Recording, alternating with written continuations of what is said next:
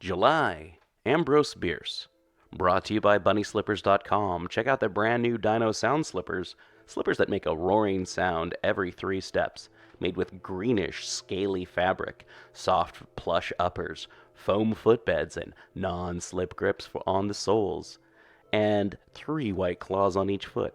One size fits most, up to women's 10.5, men's 8. Footbed measures 10.5 inches. Check out Dave's Corner of the Universe every last Tuesday of the month, part of our monthly Cthulhu Mythos and other weirdness episodes, or go to his blog at davescorneroftheuniverse.wordpress.com. Also join us later this month when we talk to writer Rami Ungar about his next novel, Rose, which should be out on Amazon right now. You can check the show notes to find out where you can get a copy, or check out the reviews for that. I really like it. It's hard to describe, but it would make a really good manga. It's biological body horror. There's spellcasting elements in it. There's elemental spirits. It's pretty cool stuff. And you can find out more about him by going to Rami Ungar, the writer, and that is RAMIUNGAR,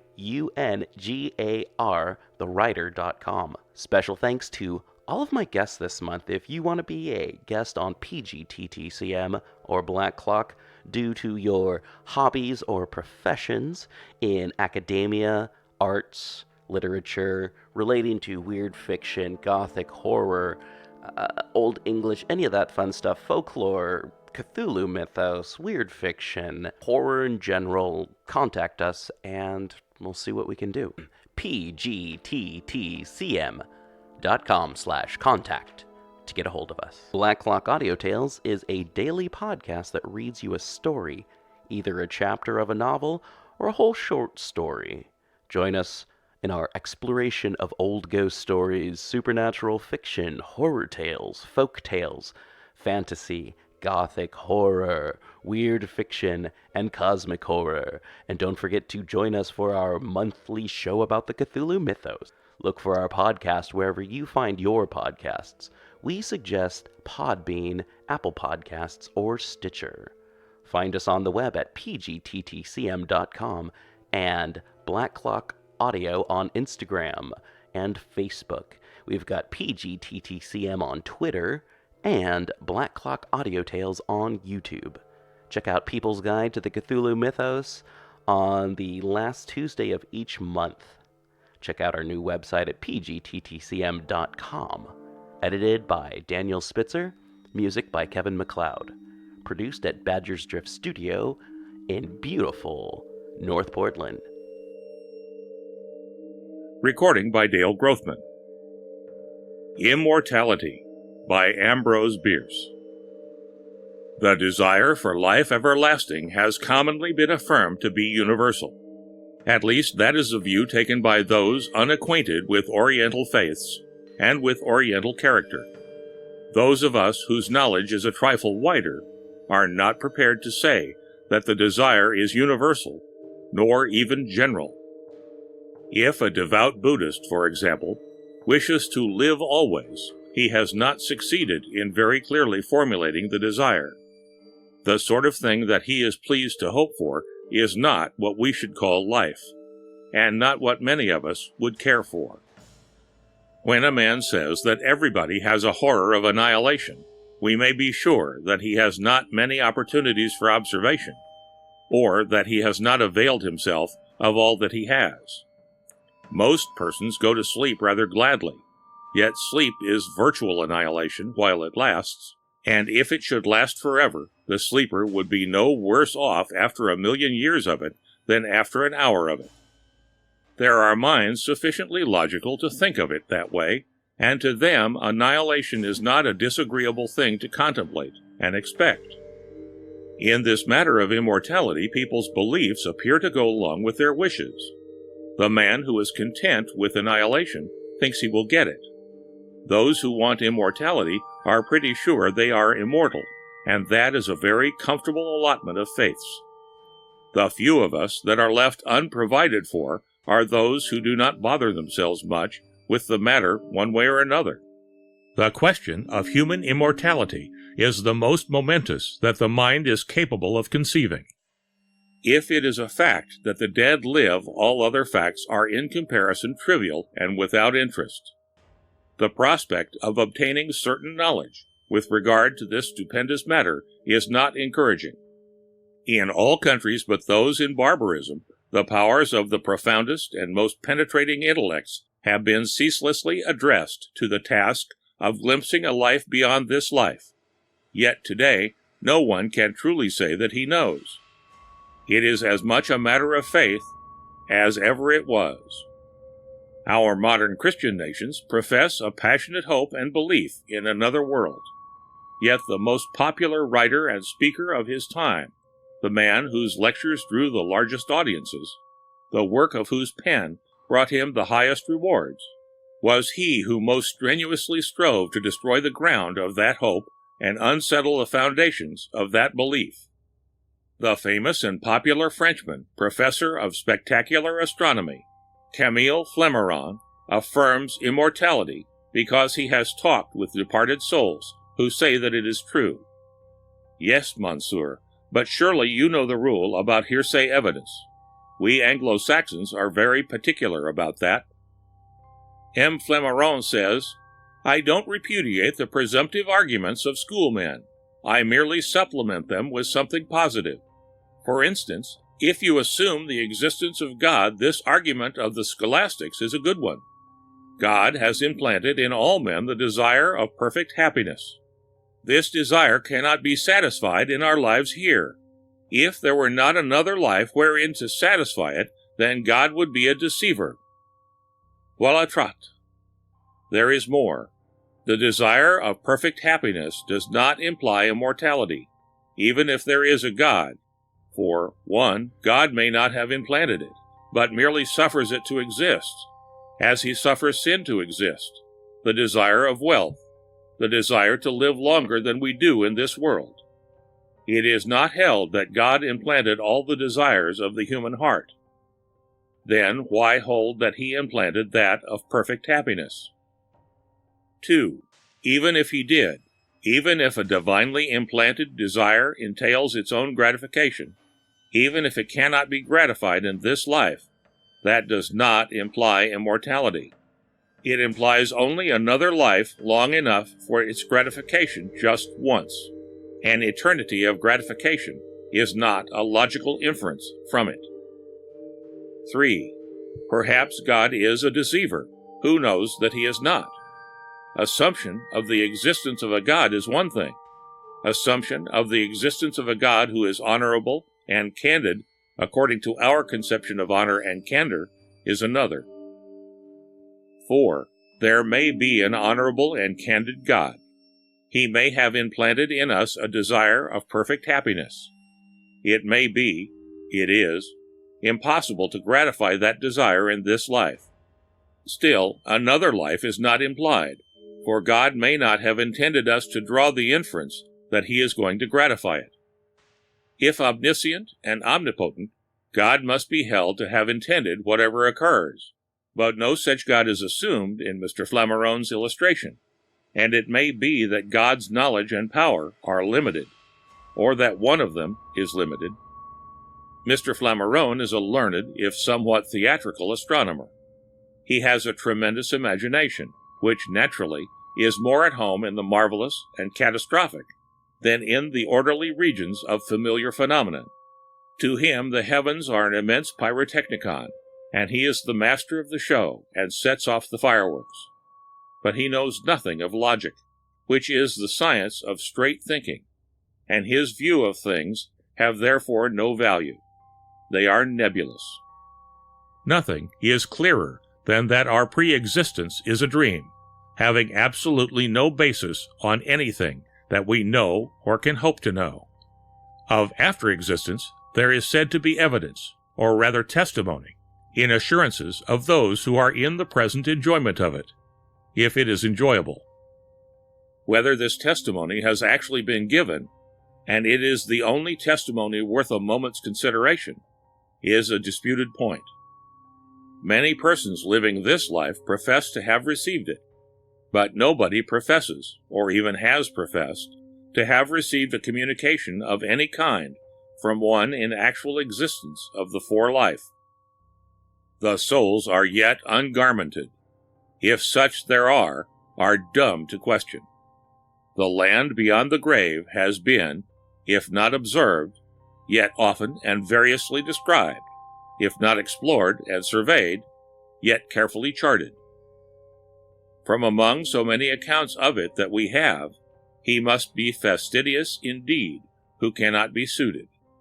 But of the fatherland that spreads before the cradle, the great heretofore, wherein we all dwelt if we are to dwell in the hereafter, we have no account.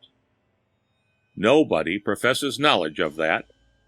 No testimony reaches our ears of flesh concerning its topography or other features.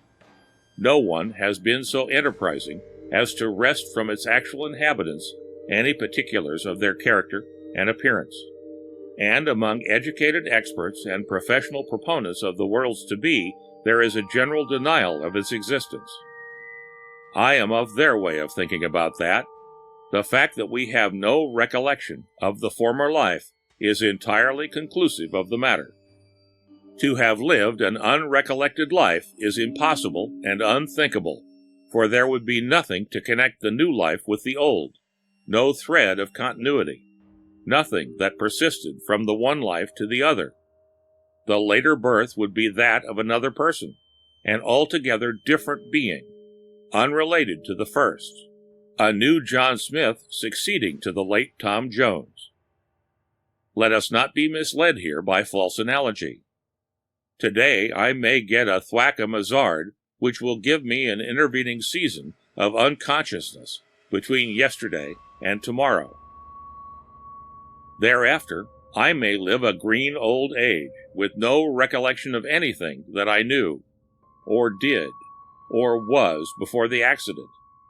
Yet I shall be the same person, for between the old life and the new there is a nexus, a thread of continuity, something spanning the gulf from one state to the other, and the same in both, namely, my body with its habits, capacities, and powers. That is I. That identifies me to others as my former self, authenticates and credentials me as the person that incurred the cranial mischance, dislodging memory. But when death occurs, all is dislodged, if memory is, for between two merely mental or spiritual existences, memory is the only nexus conceivable. Consciousness of identity is the only identity. To live again without memory of having lived before is to live another. Re-existence without recollection is absurd. There is nothing to re-exist. The End of Immortality by Ambrose Bierce.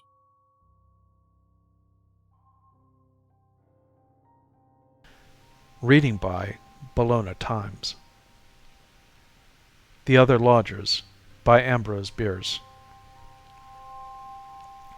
In order to take that train, said Colonel Levering, sitting in the Waldorf Astoria Hotel, you will have to remain nearly all night in Atlanta. That is a fine city, but I advise you not to put up at the Breathitt House, one of the principal hotels. It is an old wooden building in urgent need of repairs. There are breaches in the walls that you could throw a cat through. The bedrooms have no locks on the doors, no furniture but a single chair in each, and a bedstead without bedding, just a mattress. Even these meager accommodations you cannot be sure that you will have in Monopoly. You must take your chance of being stowed in with a lot of others. Sir, it is a most abominable hotel. The night that I passed in it was an uncomfortable night. I got in late and was shown to my room on the ground floor by an apologetic night clerk with a tallow candle, which he considerately left with me. I was worn out by 2 days and a night of hard railway travel and had not entirely recovered from a gunshot wound in the head received in an altercation. Rather than look for better quarters, I lay down on the mattress without removing my clothing and fell asleep. Along toward morning I awoke. The moon had risen and was shining in at the uncurtained window, illuminating the room with a soft bluish light which seemed, somehow, a bit spooky, though I dare say it had no uncommon quality. All moonlight is that way, if you will observe it. Imagine my surprise and indignation when I saw the floor occupied by at least a dozen other lodgers.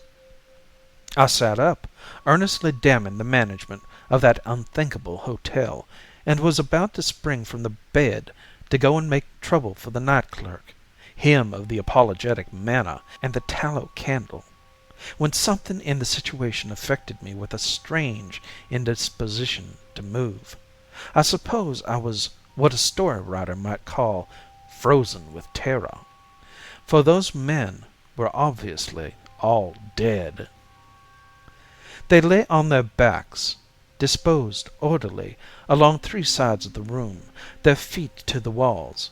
Against the other wall, farthest from the door, stood my bed and the chair.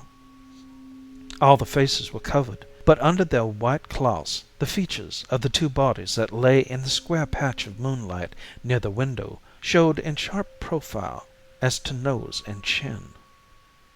I thought this a bad dream and tried to cry out, as one does in a nightmare, but could make no sound. At last, with a desperate effort, I threw my feet to the floor, and passing between the two rows of clouted faces and the two bodies that lay nearest the door, I escaped from the infernal place and ran to the office. The night clerk was there, behind the desk, sitting in the dim light of another tallow candle, just sitting and staring. He did not rise. My abrupt entrance produced no effect upon him, though I must have looked a veritable corpse myself. It occurred to me then that I had not before really observed the fellow.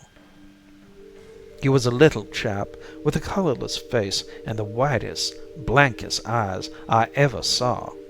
He had no more expression than the back of my hand. His clothing was a dirty gray. "Damn you," I said. "What do you mean?" Just the same, I was shaken like a leaf in the wind and did not recognize my own voice. The night clerk rose, bowed apologetically, and, well, he was no longer there, and at that moment I felt a hand upon my shoulder from behind. Just fancy that if you can. Unspeakably frightened, I turned and saw a portly, kind-faced gentleman who asked, "What is the matter, my friend?" I was not long in telling him, but before I made an end of it, he went pale himself. "See here," he said, "are you telling the truth?" I had now got myself in hand, and terror had given place to indignation. "If you dare to doubt it," I said, "I'll hammer the life out of you."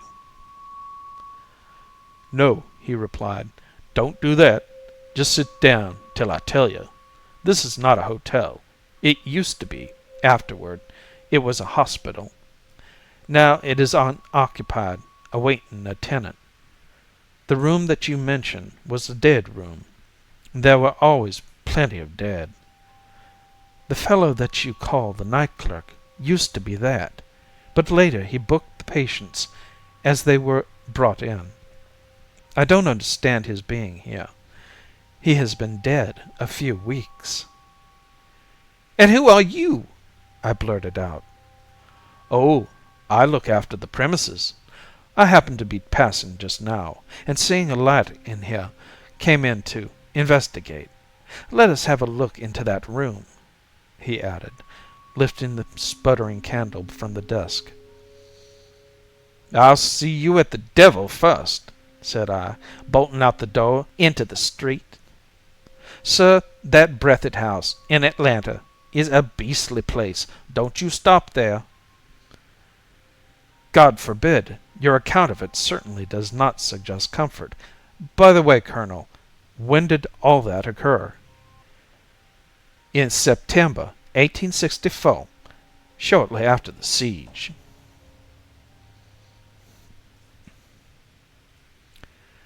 End of The Other Lodgers by Ambrose Bierce.